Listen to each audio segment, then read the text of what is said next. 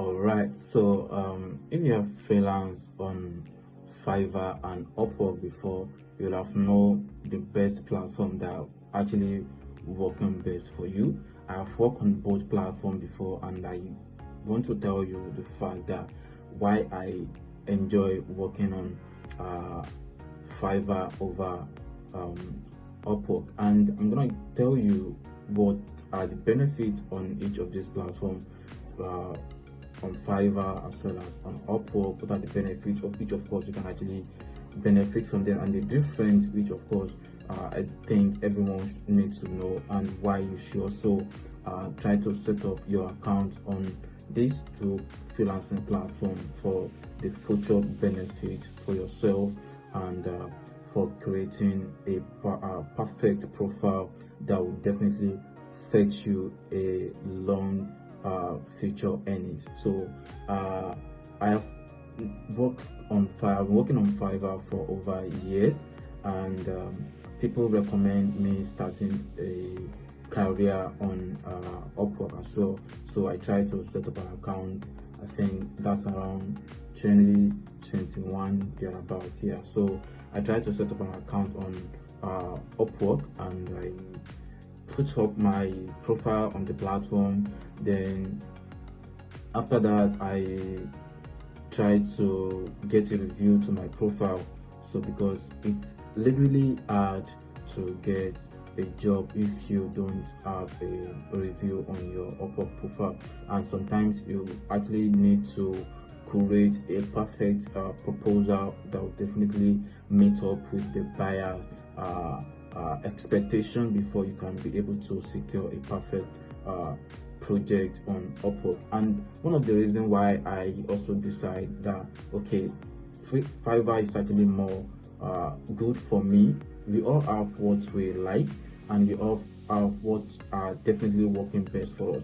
For some people, Upwork is the best for them, and they don't want to hear anything about Fiverr, and they don't want to hear anything about you making money on Fiverr. But then they understand the fact that how Upwork works, and they are definitely dedicated to the platform because they are securing a long-time project on the platform. And one of the things that I also noticed on Upwork is the fact that if you are working with the buyer and that buyer likes your job, the buyer is going to stick to you and keep hiring you for more projects.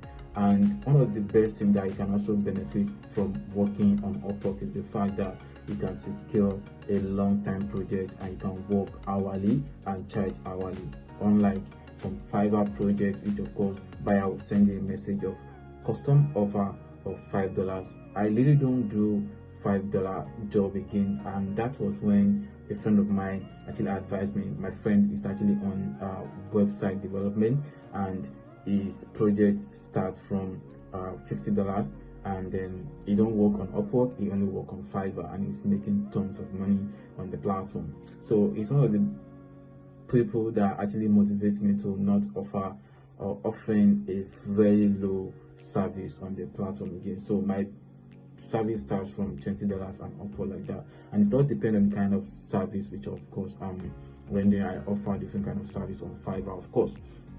But then we all have what works for us, like I said earlier, and it all depends on how you actually want to work. So for me, I feel like after setting up a gig on Fiverr, I can actually put it up there and get message and order anytime, any day. So I feel like it's free for me, and I can get a message anytime.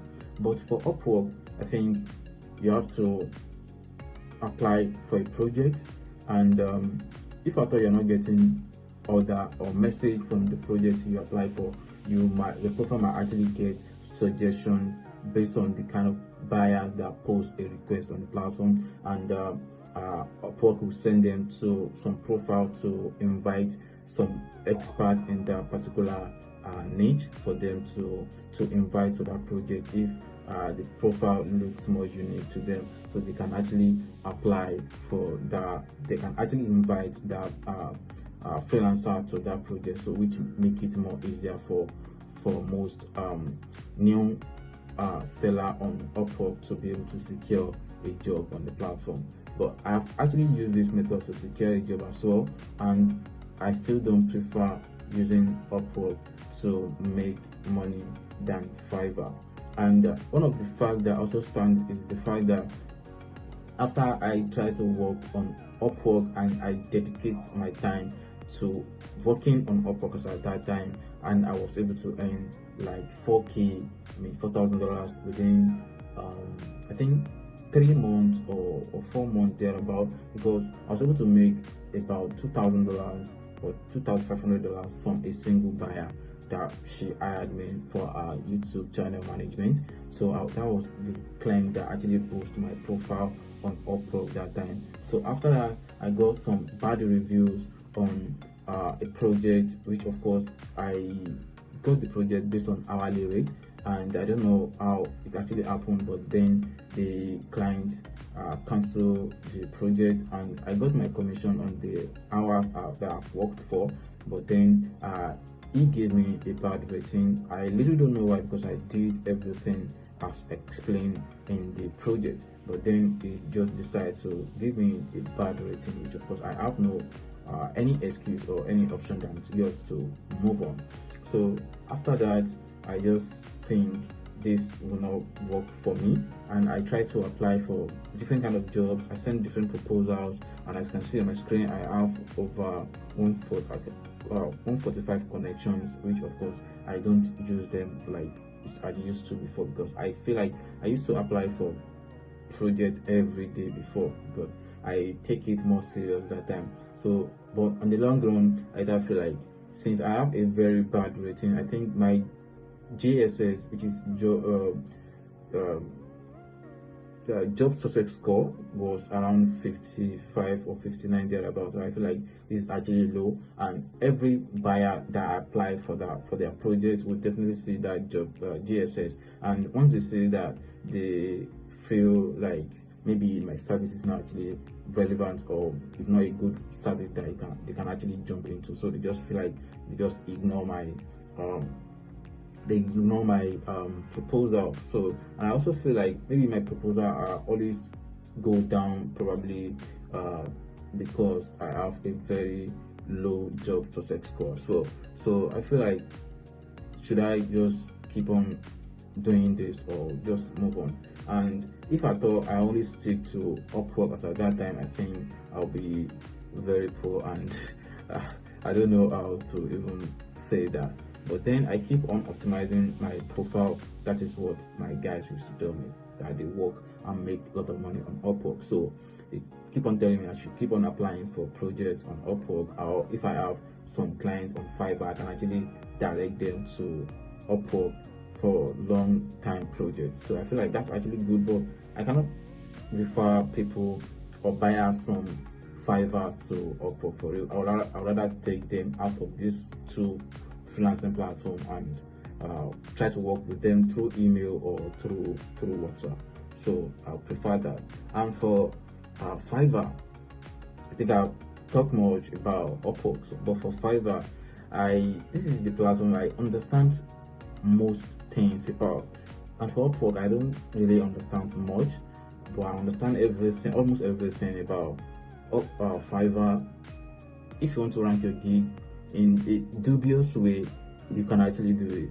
To rank on the first page, you'll make your money, but your gig might rank as fast as possible. That is one of the things that I think, if you just want to make a quick money, you can invest in review. Buy 2 to 3 reviews in any kind of niche you are into. Buy $20 times 3, like $20 review. Tip yourself, you will definitely see your gig on the first page in just 1 month. That's just the fact that, which of course, if you are watching this video, that's one of the facts you will understand and benefit from.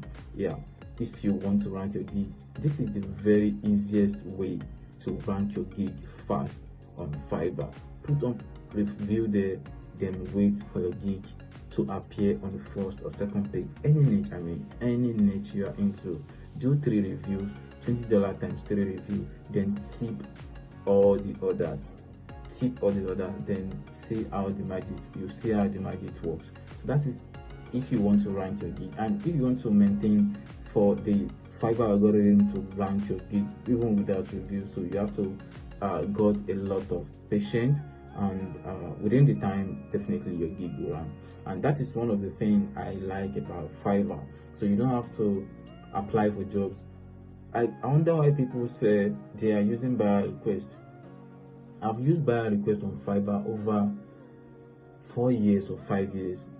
I even see how it looks like, but based on the fact that people do research about it, so I feel like making videos about buyer request, update, how to apply for buyer request, another alternative for buyer request, which is the brief method. And the brief method is not even actually working as it's supposed to be.